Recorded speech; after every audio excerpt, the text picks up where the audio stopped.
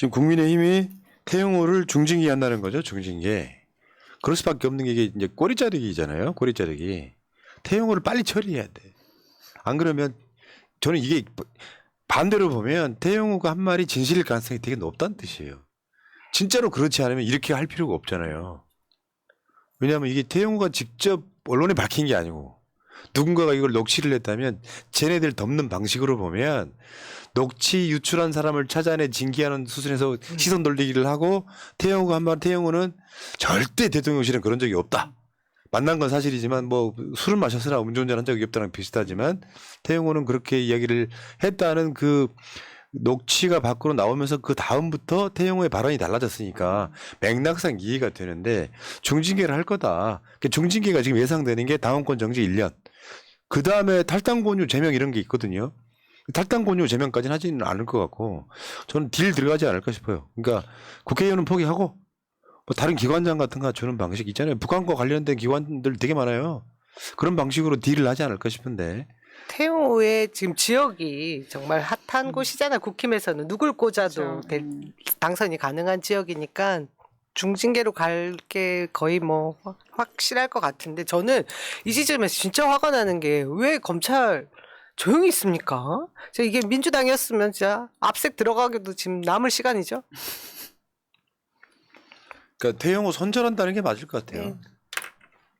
여기서 손절을 해야지. 그렇지 않아도 이건 이제 복잡한 문제가 있는데 사실은 이것도 윤석열 때문인 거죠. 왜냐하면 국민의힘에 힘을 보여준 거 아니에요. 대통령실이 최고위원 선거하는데 나경원 숙청하고 막 이 과정을 거치면서 정말 아무것도 아닌 김기현이를 당대표 만들고 모든 최고위원이 친윤으로 딱 도배를 했어. 그러면 국민의힘만 장악하면 될 줄 알았더니 이것들이 최고위원 되고 나니까 온갖 막말들을 당선되자마자부터 김재원이 막 쓰리콤보로 지금 막 막말하고 태영호가 둘이 경쟁하듯이 했단 말이에요. 충성심. 그러다 보니까 지지율도 떨어지고 이 과정들을 거쳐서 당만 장악하면 되는 줄 알았더니 이제는 자질이 문제인 거예요. 그 태영호가. 그러면 여기서 예를 들어서 국민의힘이 징계를 하는데 대충 둘 다 김재원이나 태영호를 경고로 끝내버리면 얘네들 봐라. 국민한테 갖고 노냐? 이 소리가 들릴 것 같아서 누군가의 희생양을 찾아야 돼요. 근데 태영호 건이 터진 거야. 딱 걸렸어. 그러면 태영호를 그냥 징계를 하거나 날려버리면 태영호가 뭔가 까버릴 수 있어. 그러니까 태영호를 지금 어마어마한 작업을 통해 가지고 포기시키려면 너 중징계 받고 공천 포기 받아라 이 과정일 거라고 봐요. 근데 지금 태영호가 기자회견을 했잖아요. 그 기자회견 한 거는 그렇게 하지 않겠다라는 자기 나름대로 선언인 거라서 알게 모르게 그 대통령실의 작업과 태영호의 그 버티는 힘이 지금 부딪히고 있는 거다 이렇게 보면 되는데 그러니까 태영호 기자회견에 지금 막 비판이 쏟아지는 이유가 저런 거예요. 내부적으로도 너 기자회견 할 상황이 아니고 기자회견 할 자격도 없다 이 이야기하고 있는 거거든요. 또 한편에 대통령실을 향한 뭐 아부 같은 거죠. 어떻게 보면 저 비판하는 당내 목소리들이 태영호 머리 심은 거 맞네. 어제 저기 이제 기자들하고 이렇게 같이 이렇게 굉장히 나오는 자연스럽네요. 과정이에요. 오, 자연스럽네. 어디서 하셨어요? 태의원님 어디서 하셨어요? 모발. 제가 장차 대머리 예정돼 있어가지고요. 야, 근데 생각해보면 예전에 노무현 대통령 같은 경우에는 그 뭐 민주당 뭐 잘 됐으면 좋겠다 이거 한마디로 탄핵까지 갔는데 사실 윤석열이 지금 당무 개입한 거 엄청난 우리가 그 뭐 팩트보다는 그 알고 있는 게 많지 않습니까? 그런데도 불구하고 지금 전혀 꿈쩍도 안 하죠. 꿈쩍도 안 하네요, 진짜로. 다시 한번 볼게요. 태영호 발언 읽어주세요. 오늘 나 들어가자마자 정무수석이 나한테 오늘 발언은 왜 그렇게 하냐. 민주당이 한일 관계 가지고 대통령 공격하는 거 최고위원회 쪽에서 한마디 말하는 사람이 없냐. 그런 식으로 최고위원 하면 안 돼. 바로 이진복 수석이 이야기하는 거예요. 그래서 앞으로 이거 최고위원 발언할 때 대통령실에서 다 들여다보고 있다. 지켜보고 있다. 태영호 아싸 공천 받아야지 하면서 발언이 이렇게 됐다 이야기야. 이거 안 했을 리가 없잖아. 근데 언론사 이 새끼들아. 태영호 옛날 머리 갖다 사진에 붙이면 되냐? 이제 꼬리자리. A가 없어 A가. 다 태영호 했던 발언들 다시 한번 읽어드리겠습니다. 윤석열 대통령. 아니. 날짜까지 다 해주세요. 대통령, 태영호. 3월, 태영호. 국민의힘 최고위원 3월 16일 발언. 윤석열 대통령의 구상권 포기 결정은 대국적, 대승적 결단입니다. 빈손 외교, 굴욕 외교라는 단어 자체가 나오는 것이 비정상적입니다. 이게 국민의힘 최고위에서 이실드는 태우가 유일하게 했어. 희한하네. 3월 23일 KBS 주진우 라이브. 대단히 잘하고 있습니다. 외교는 그렇게 해야 돼요. 저는 당연히 우리가 5점자라고 보면 5점을 줘야 한다. 5점 만점에 5점. 5점 만점에 5점이라는 네. 거죠. 지난달 27일 SBS 김태현의 정치쇼. 윤석열 대통령을 제1호 영업사원이라는데 저는 이건 이젠 영업왕의 칭호까지 저는 줘야 되겠다. 제발 말 좀 똑바로 했으면 좋겠어요. 아니 그게 아니라 새날 패널 중에 제일 글 잘 읽는 사람이 이윤정이었는데요. 최근에 엄청 빠졌고 그냥 그러니까 내가 스킬을 보여준 적 있죠. 알려준 적 있죠. 눈이 앞서가면 말을 버벅거려요. 글자만 따라가라. 왜 지금 재물에 관심이 많아. 머리털 세고 있었어요. 아니 그러니까 제일 잘 읽는 사람이 최근에 너무 버벅대서. 근데 이게 태용의 문제야? 네. 다음. 어제 MBC 김종배의 시선 집중. 우리 토플, 토익으로 치면 한 960점 되지 않을까 이렇게 생각하는데요. 영어 연설에서 제일 중요한 거는 높나비 인토네이션 이런 건데 그 기술적인 측면을 완전히 소화하시고 하더라고요. 처절하다 진짜. 애쓴다 애쓴다. 아니 저자는 외교관 출신이잖아요. 네. 그래도 명색이 지금 외교 어떻게 했는지 뻔히 본인은 알 거거든요. 속으로 이거 이렇게 하면 큰일 날 텐데 할 사람이 저렇게 그렇지. 말도 안 되는 막말을 망언을 아부하기 위해서 그러니까 했다라는 게 이 맥락이 대통령실이 개입한 게 이럴 수 있죠. 저 미친놈이니까 원래 저렇게 말할 수 있는데 이런 정도 발언까지는 안 하던 놈이 맥락상 몇 월 며칠 날 이진복이가 와서 이런 이야기를 했다.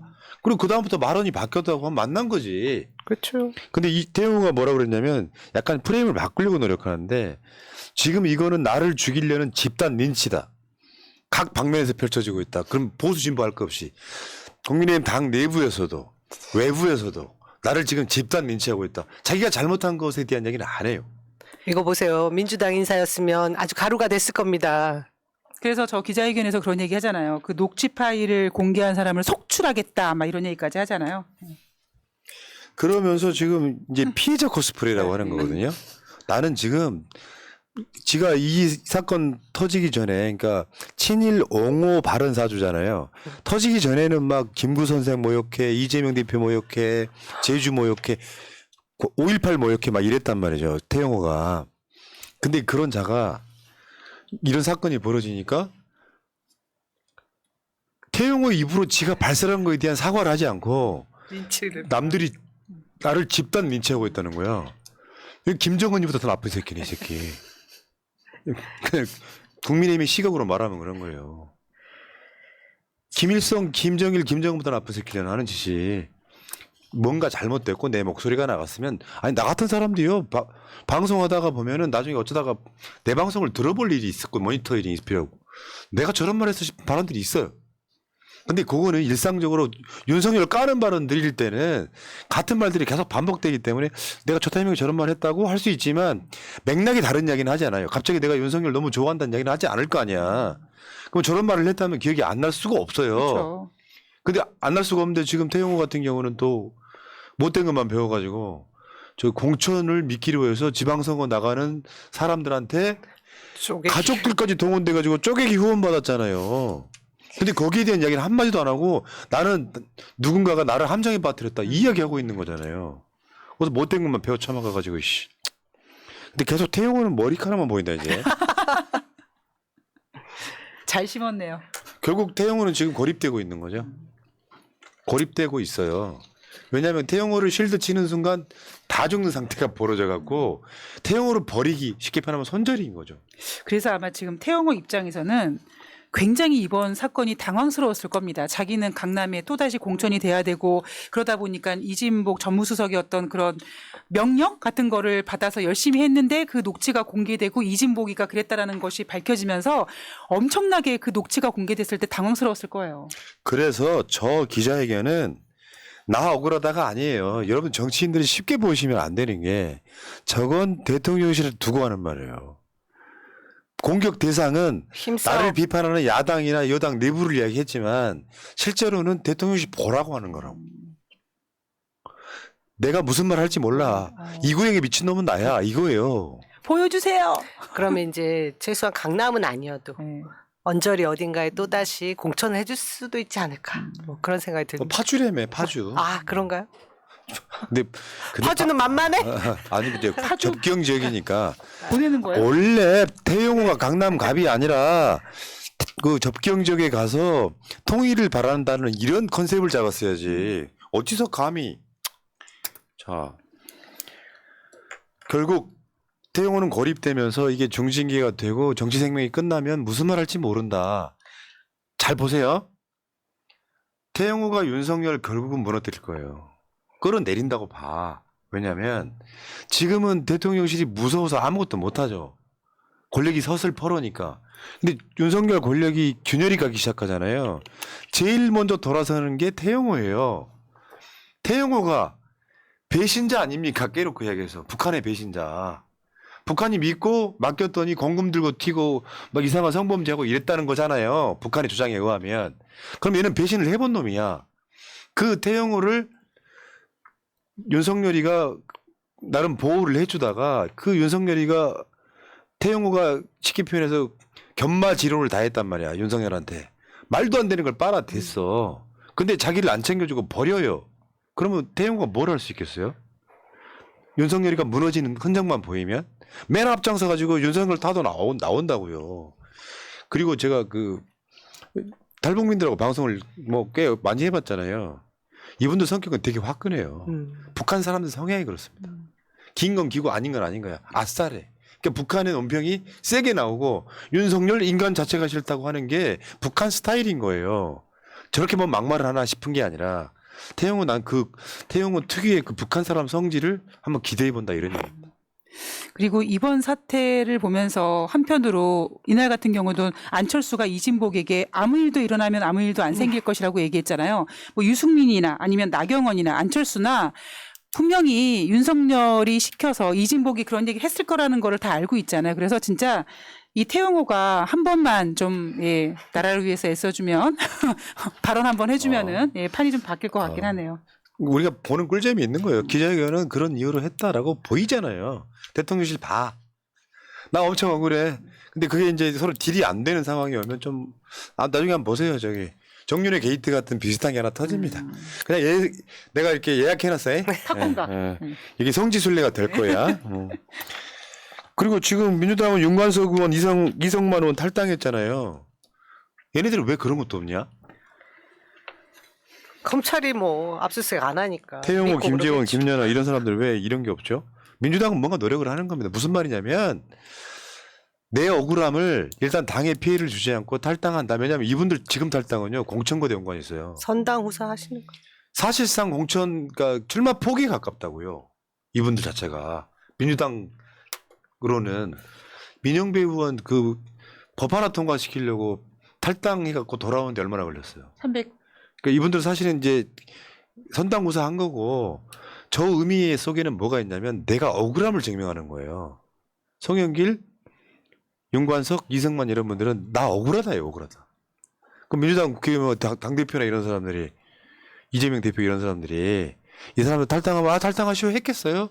내부적 조사 다 해보고 윤관석, 이승만 의원 다 만났을 거예요. 이야기 들어보고 맥락이 맞는 것들이 있잖아요. 여기에 대해서 그러니까 송영길 대표가 만든 일종의 민주당의 좋은 선례잖아요. 저번에 부동산 투기권 걸렸을 때 그러면 내가 이게 무고함을 증명하고 돌아오겠다가 민주당의 전통이 됐어. 저는 이 지점에서 이분들이 지금 상당히 좀 억울해 보이는구나 이런 지점도 있었지만 문제는 국민의힘은 뭐냐고. 얘들은 확실히 보여도 뭉개고 있잖아요. 지금. 그리고 지금 그 행태를 보면 이 사실 국민들도 이 돈봉투에서 언론에서 도배가 되고 있는 상황에 대해서 이게 경선 과정에 있었던 거잖아요. 당내 경선 과정 뭐 당내 선거에 그 있었던 얘기들은 사실 크게 의미 부여를 하지 않는구나 하는 게 저는 여론조사 결과로 느껴지더라고요. 근데 뭐 잘못된 부분은 뭐 물론 뭐 처벌을 받아야 될 위법한 일은 처벌을 받아야 되겠지만 그 부분에 대해서 일단 선당 후사 탈당함으로 해서 민주당에 피해를 주지 않겠다라는 게 굉장히 책임지는 자세라는 걸 정치인들이 보여주고 있는 건데 네. 아니 이 태영호 건, 뭐 김재원 건, 김연아 건 뭐 다 보면 박순자도 있어. 박순자, 하영재 뭐 이런 분들 다 보면 진짜 부패한 돈에 관련된 일이 굉장히 많지 않습니까? 근데 수사하고도 남을 일인데 손을 안 대잖아요. 이재명 대표가 한동훈 반환법을 계속해서 지금 쓰고 있잖아요. 기자들이 물어봐요. 아, 돈 먹자. 그거는- 김연아는요? 요건 뭐냐면은 언론에서 난 자신감의 보이지 표현이라고 봐요. 언론의 문제도 있지만 자신감의 표현이라고 봐요. 내부적으로 어느 정도 알잖아요. 이게 무슨 사건이었는지. 저는 돈봉투 사건의 확실한 윤곽은 뭐 알 수는 없지만 제가 느끼는 느낌으로는 그래요.